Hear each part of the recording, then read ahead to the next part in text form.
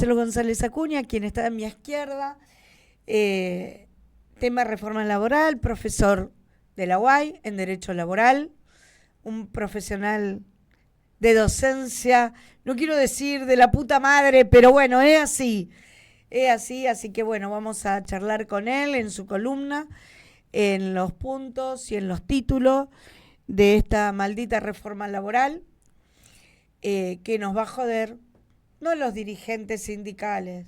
Hoy estamos, mañana no estamos, muchachos. Es a los trabajadores, a los futuros trabajadores. Hoy podemos estar los dirigentes, mañana no. Ustedes siempre van a estar ahí. Marcelo. Bueno, muchas gracias, Clau.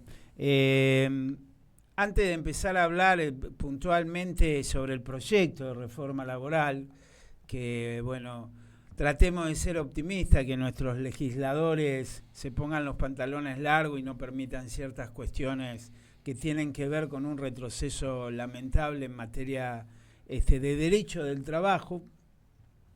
Voy a hacer una pequeña, voy a empezar por la opinión, ¿no? El proyecto de ley se llama modernización laboral. En realidad la palabra modernización a mí cuando leía el proyecto me hacía acordar a la edad moderna, porque quieren volver en materia del derecho del trabajo a la edad moderna, antes de la edad contemporánea, donde se pensaba que el contrato de trabajo se celebraba entre un trabajador en pie de igualdad para contratar con un empleador. Y el nacimiento del derecho del trabajo tiene que ver con la hiposuficiencia negocial del dependiente. Es decir, tiene que ver con que en un contrato de trabajo, cuando se negocia, no hay un pie de igualdad. Hay una parte fuerte de la relación laboral, que es el empleador, que si no tuviese límites impondría todas sus condiciones, y un trabajador que lo que tiene para el sustento de su vida y su familia, su fuerza de trabajo que pone a disposición de este. En el concepto de algunos doctrinarios, en realidad el trabajador dependiente, lo que hace trabajando para otro, pone parte de su libertad en juego, porque en definitiva el tiempo que el trabajador está a disposición del empleador, no puede hacer cosas para sí. Y por lo tanto, desde la filosofía, si se quiere también, el trabajo y el derecho de trabajo en su ordenamiento integral entendía que el trabajo no es una mercancía, sino que el trabajo es la actividad creadora del hombre que tiene por finalidad satisfacer necesidades humanas. Y en el ámbito del derecho del trabajo dependiente había una parte débil de la relación laboral que el Estado, a través del ordenamiento jurídico, necesariamente tiene que proteger. Este proyecto, por lo menos vuelvo a repetir, Dios quiera que los legisladores se pongan los pantalones largos, fue impulsado por el gobierno a través del Ministerio de Modernización, que está Sturzenegger al mando, y bueno, si ustedes no lo saben, fue impulsado, se hizo realidad el jueves 11 del 12, que el presidente volvió de Noruega a las apuradas para firmar. Que no, yo no entiendo mucho porque hoy con todos son la firma digital, así que no hacía falta que viniera corriendo y todo eso, que yo, un poquito más de show y humo para la tribuna, ¿no es cierto? Así que bueno, lo que me llamó la atención es que este proyecto está firmado por ministros que no tienen nada que ver con la cosa. Petovelo, ponele, Caputo, Cuno Libarona, Adorno y Milei. Bueno, qué sé yo, ya ahí arrancamos con... Quiero decirles que cuando me puse a estudiar el proyecto que fue el jueves, estuve tomando examen, así que me costó un poco, tuve que estudiar un poco de madrugada, sacarme horas de sueño. Tiene 26 títulos. Muchísimo. Y en esos 26 títulos hay un tratamiento de peras con manzanas que no son ni idea. Es una ensalada esto. Rusa. Sí, tal es así que fíjense lo que es este gobierno nacional y la improvisación que tiene, que a último momento incorporaron el título 24 sobre modificación de leyes impositivas e ingresaron el tratamiento de la ley por el Senado, cuando el artículo 52 de la Constitución Nacional determina que todo lo que tenga que ver en una relación de creación o modificación de tributos tiene que ingresar por diputado. La Cámara de Origen es diputado. Claro. Entonces, realmente cuando uno ve todas estas cosas, digo, ¿no habrá un secretario técnico, jurídico en ese gobierno que le digan, muchachos, Está denunciado, no? Doctor, el diputado Paulón ya lo denunció, si se hizo las presentaciones correspondientes, porque es irregular. Y Esteban, viste, es brillante. Es brillante. Esteban, la verdad, chapó, Esteban, estoy seguro que va a ser uno que se va a poner a todas estas cuestiones que tienen que ver con esta reforma. Yo cuando fuera del aire le decía a Claudia, ¿qué elijo para empezar a hablar de este popurrí de temas que hay? Mi área de expertise es más que nada el derecho individual del trabajo. El título primero de esta reforma laboral o pretensión de reforma laboral está dividido en 10 capítulos, además, que modifica, lo que me llamó la atención, que me gustaba comentar hoy en este primer momento, que el cinismo que tiene este gobierno, que elimina la palabra principio de justicia social en el artículo 11. Son unos cínicos. Lamentablemente no lo van a poder eliminar del artículo 75, inciso 19 de la Constitución Nacional, que el convencional constituyente Cafiero se preocupó para que figurara en el artículo 75, inciso 19, crecimiento económico con justicia social. Doctor, están queriendo eliminar de la Constitución el 14 bis. Pero esto es espantoso. A ver, volvemos al tema en términos generales. Por ejemplo, se habla de que trabajador y empleador se van a poner de acuerdo en los días de vacación y cómo se va a tomar las vacaciones el trabajador. Y el trabajador le va a decir al empleador, mira, yo me las voy a tomar, pero ¿de dónde? Pero esto es la edad moderna. 7 días, Pero no, más allá de eso, es por mutuo acuerdo. Sí. Como si estuviesen en pie de igualdad. El empleador le va a decir, vos te vas a tomar las vacaciones 7 días hoy, 7 días dentro de un año. Por favor, ¿qué acuerdo de voluntades? Igual que el tema de salario, no sé qué, por acuerdo de voluntad entre los sujetos del derecho individual. Una falacia total. La aparición del derecho del trabajo tiene que ver con la insuficiencia negocial del trabajador, así que ponerse de acuerdo nada. Son imposiciones del empleador disfrazadas de acuerdo de voluntades. Lo mismo que la bolsa de horas para eliminar las horas suplementarias, no, pero se van a poner de acuerdo. Se va a hacer lo de la bolsa de horas si el trabajador se pone de acuerdo con el empleador. Falso, absolutamente falso. Absolutamente falso. Lamentablemente esto es pero de un cinismo es todo esto. Y a mí lo que me causa mucho dolor, hoy estamos un poco todos como apasionados por lo que está pasando, me causa mucho dolor, cuando lo escuchaba el doctor Perichot también, cómo juegan con la ignorancia y cómo manipulan a la gente y cómo los poderes fácticos, económicos, colonizan los cerebros de los seres humanos que no tienen mucho recorrido intelectual, si se quiere, a través de los medios de comunicación.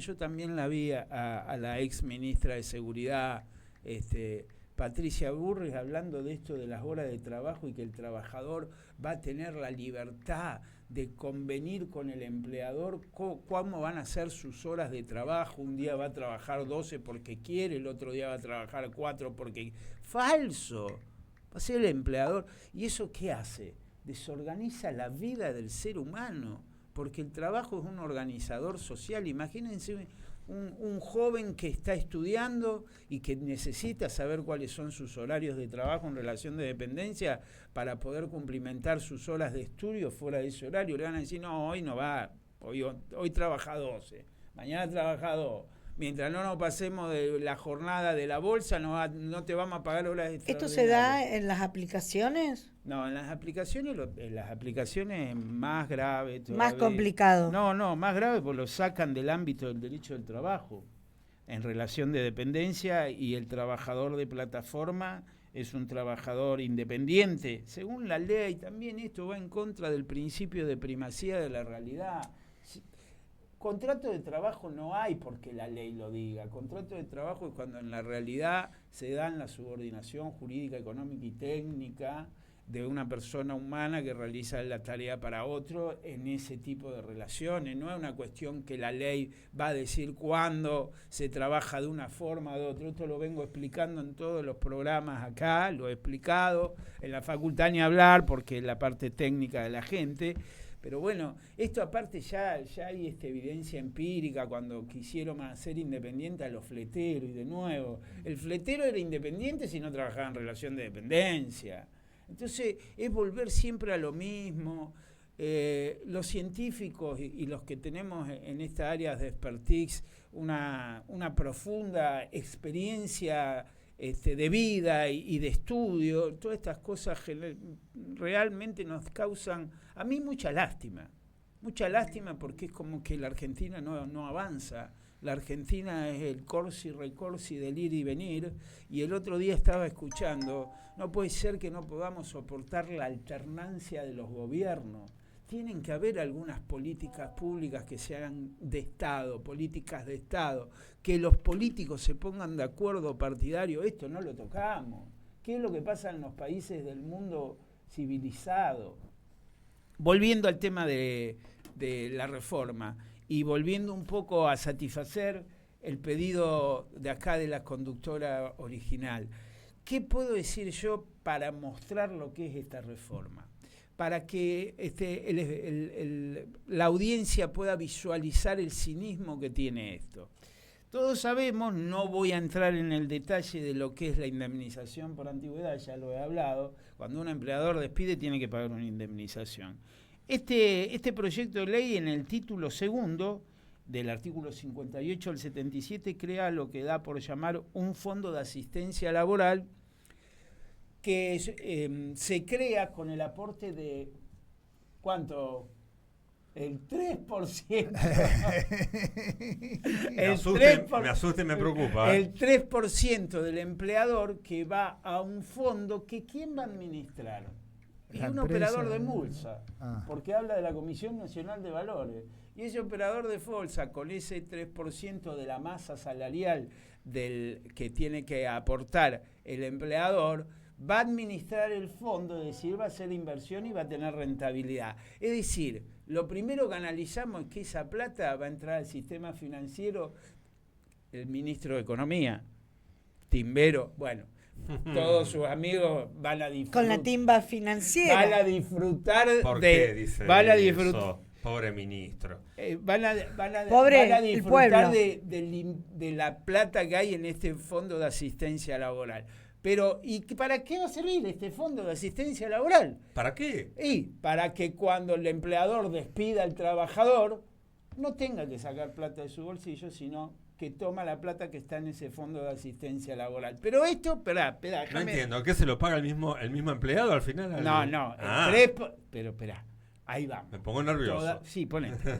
Pero déjame terminar la explicación para que se pueda comprender. El empleador es el que aporta el 3%. El empleador es Pero, ¿qué pasa? Le van a descontar al empleador que haga este aporte para los nuevos empleados, según esta ley, el 3% de contribuciones patronales al CIPA, es decir, al sistema de jubilaciones y pensiones. Es decir, es tan cínica, por supuesto que vos tenés del artículo 58 al 77. Entonces lo del 3% aparece en el artículo 58 y lo del aporte, la disminución del aporte al CIPA aparece en el 76. Cosa que no quede muy pegadito para que la gente que no entiende estas cosas no se dé cuenta. Es decir, que el despido sin causa va a ser abonado con la plata que surge de los jubilados. Es una cosa, es descabellado. El cinismo de esta gente es descabellado. Lo mismo con el tema de la promoción para el empleo no registrado.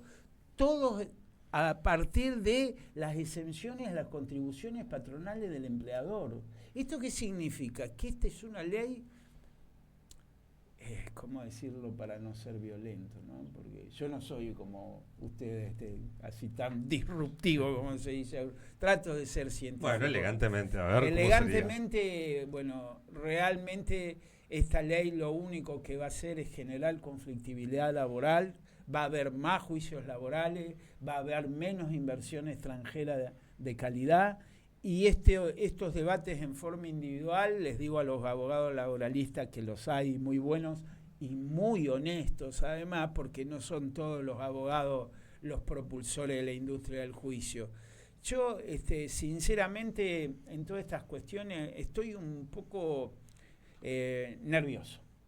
Y porque lo veo en las vacunas, porque lo veo en la reforma laboral, porque lo veo en la ley de reforma educativa, que nosotros la educación desde la 1420, de la ley San Peña, entendíamos que la educación es para equiparar los sectores sociales. Ahora la ley de educación que están tratando de promueven la educación individual en la casa. Todo esto que está pasando realmente es preocupante, pero volviendo al tema de la reforma laboral, va a ser un germen de conflictividad y después le van a echar la culpa a los abogados y a la industria del juicio. Pero en realidad, si esto sale como está pensado, va a ser motivo de planteos de inconstitucionalidad. Digo, y por último, que Claudia, te ofrezco hablar de los temas sindicales, porque modifican la ley 14250 del convenio colectivo, modifican la ley de 23551 de asociaciones sindicales, modifican la ley de negociación colectiva y siempre en forma regresiva en perjuicio, en este caso, de las organizaciones representativas de trabajadores. Yo quiero, para que quede en esta columna, antes de consultarte esas cosas, fundamentalmente para que escuche y hacer docencia con los trabajadores, ¿qué va a pasar con las licencias anual complementarias, que son las vacaciones, y qué va a pasar con el aguinaldo? Ni hablemos de las indemnizaciones. Bueno, tu pregunta vale muchos interrogantes. En primer lugar, y el que siempre surge es la aplicación de la norma en el tiempo. Que siempre lo hablamos, ¿te acordás? Es verdad. Es verdad. Sí. Es decir, una vez aprobada esta ley, ¿se le aplica a los trabajadores que celebraron el contrato de trabajo antes de la vigencia o no? Primer pregunta. Claro, ¿es antes o después de la vigencia? Eso siempre está en discusión, ¿viste? Claro, porque nosotros pero tenemos no solamente una reglamentación interna, una ley interna anterior, ¿se modifica en lo que ya estamos? Eso va a ser tema de debate. Claro, eso por un lado. Porque siempre te digo lo mismo, Claudia, no hay soluciones teóricas. No. Porque yo te digo, bueno, la solución legal en principio sería que aquellos que celebraron el contrato de trabajo con anterioridad a la fecha de vigencia de esta nueva ley no se le va a aplicar todo esto. Pero va a venir un empleador y lo va a aplicar. Claro. Eso va a generar conflictividad. Esas son las cosas que generan conflictividad y juicio. Ponele que se nos aplique a todos. No, ¿cómo a todo? Eso va a depender de cada uno. Claro. Los abogados laboralistas eran su cosa. Claro, pero digo, ¿qué va a pasar con el tema de lo que se dice en esta modernización laboral con respecto a la indemnización, con respecto al aguinaldo, con respecto a las licencias de vacaciones? Bueno, pero te vuelvo a repetir. Lo que va a pasar en la realidad social con todas esas cosas, la norma general y abstracta, lo que va a pasar en la realidad social con todas esas cosas va a depender de la conducta de los empleadores y de la voluntad de iniciar acciones judiciales de los trabajadores. Porque el derecho, vuelvo a repetir lo que digo siempre, tiene una parte teórica que es la ley en sentido general y abstracto. Y después cada uno, si hay un incumplimiento a la ley, el que tiene el derecho... Interpreta y aplica. No, el que tiene el derecho subjetivo cuando le violaron la ley, ir al tribunal. Ah, claro. A veces va, a veces no. No, para dar un ejemplo burdo, el Código Penal, el artículo 79, dice el que matara al otro tendrá una pena de reclusión o prisión de 8 a 20, si lo descubren. ¿Ok? O si el Estado toma nota que alguien mató a otro y descubre quién mató a otro. Queda y muy esto claro. es lo mismo. Por eso en términos abstractos, cuando se hacen preguntas en abstracto y los abogados contestan, no les crean. ¿Vos decís? Y lo dice un abogado, me preocupa, No, doctor. yo soy investigador. Usted es profesor. Yo soy No, pero además investigar y transmito. Claro.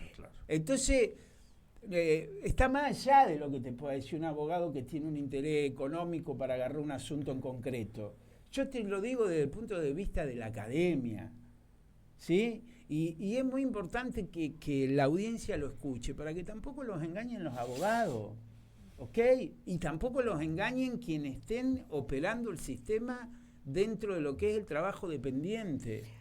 Pero por todas eso, estas cosas, hay cositas que son detalles que todo el mundo debería saber. Yo no digo que sepan técnicamente lo que sabe un abogado, pero el trabajador tendría que tener conocimientos mínimos de qué significa tener un derecho. Por ejemplo, Claudia, hoy se habla, ¿y para qué quieren los derechos si hay 40% de trabajadores en negro? Bueno, pues ese 40% de trabajadores en negro, el derecho lo tiene, obvio, no lo está ejerciendo.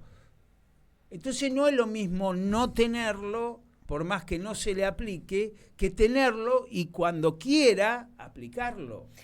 Te consulto algo, se acerca un 31 de diciembre donde todos los trabajadores en negro hay que renovar los contratos de servicio.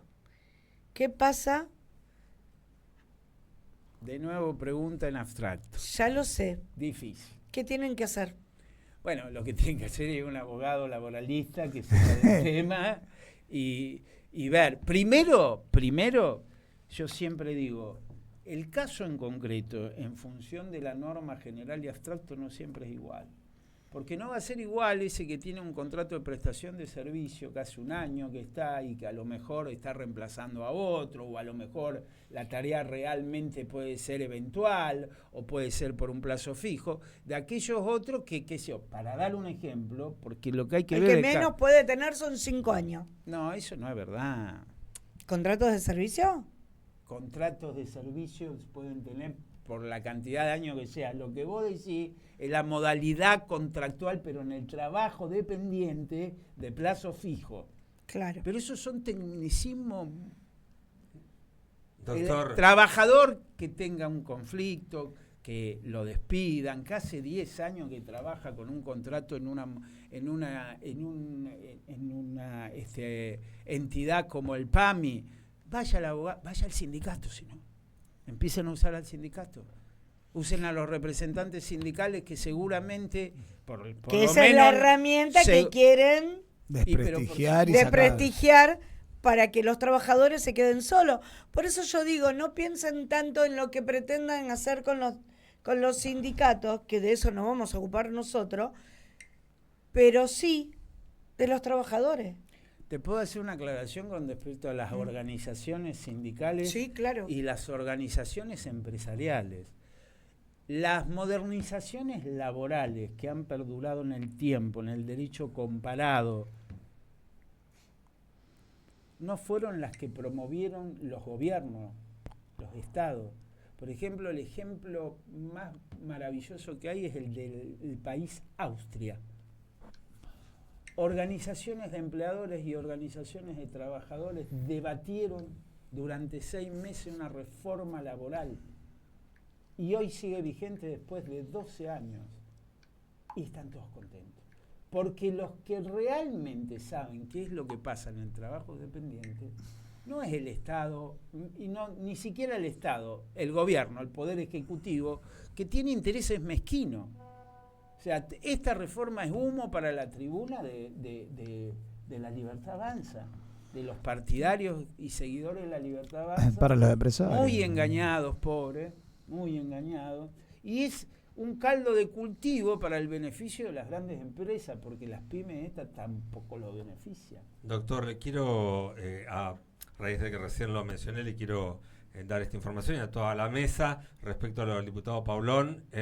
Mal arranque, la reforma laboral de vida de diputados. Acabamos de intimar a Victoria Villarruel, la vicepresidenta, y a Adorni, para que retiren el proyecto de ley de modernización laboral y la presenten donde corresponde, que es en diputados. El proyecto incluye reformas en cargas y contribución, además de modificaciones en ganancias e IVA. Su ingreso por el Senado de Argentina solo responde al capricho de Patricia Bullrich de capitalizar su posible aprobación. Esto escrito y presentado ya por el diputado Paulón en las distintas redes. Y para confirmar eso, lean el artículo 52 de la Constitución Nacional, que dice que la Cámara de Origen para cuestiones tributarias es diputado. Pero esto es producto, primero, de la informalidad, de la falta de expertise del gobierno actual, muy inmaduro, y por el otro lado es una cuestión que tiene que ver con lo, como dice Andrés, quieren impulsarlo por Senado porque ahora está el adalid, que es Patricia Bullrich, que hace 40 años que vive del Estado. Más. Pues yo hace 40 años, tenía 21 años. Y ya estaba. Yo creo y no que sé estaba, si no era colaboracionista. No, pero está desde mucho antes de la democracia. Claro, ¿Cuánto montonera. pasó de la democracia? No jodamos. Algunos dicen que era colaboracionista. Eso yo Exactamente. No lo sé, pero que está desde la época de la Rúa, ¿no, Claudita? No, de mucho antes. ¿Antes? Estamos hablando de la dictadura, muchachos. No, yo sé que estaban hablando de la dictadura. Estamos hablando de la dictadura. Candidata Leamos, volvemos a leer la historia argentina para atrás. ¿Desde cuándo viene siendo empleada del Estado, siendo colaboracionista, siendo parte de la dictadura militar? No jodamos. Cortito. Y ya en sus orígenes montoneros, las malas lenguas, no está oficializado en la historia. Decían que era un servicio. Que en realidad no era montonera, sino que señalaba a los compañeros. Dicen, y eso no lo había escuchado nunca. No, y es la única que quedó viva de su compañero también. No, me quedaron bastante bien. Feliz también. Pero además, vivo y ¿ustedes se acuerdan los debates de campaña antes de presidente Milei? Sí. Lo que Milei decía de Bullrich. Yo no. De Bullrich, de Caputo. De todos. Entonces, de ¿no? Caputo, las cosas que decía. Bueno, sí. bueno. A ver. Lo defenestraba. Yo no dije que ponía bomba en los jardines de infantes. No fui yo lo escuché a Milei públicamente. ¿De qué estamos hablando? Qué doble moral, ¿no? No, es que no es doble moral. No lo subestimes al presidente. No lo No es subestimo. ningún boludo. Se hace el loco, pero... No se hace, es él, es su personalidad. Mira, el otro día nos podemos... Pero no lo subestimen, ¿eh? Es un grave error subestimarlo. Lo mismo dice el Turco Asís, que es un gran estratega político. Totalmente. Mira, hay un dicho que dice, mil disculpas, no se la agarran después conmigo, es un dicho. Cuando un payaso entra a un palacio, el palacio se transforma en un circo. Con todo respeto por los payasos y los circos, ¿eh? Pero bueno, eso. Bueno. Sí. Nos vamos. Mismo Hasta el filósofo. próximo sábado.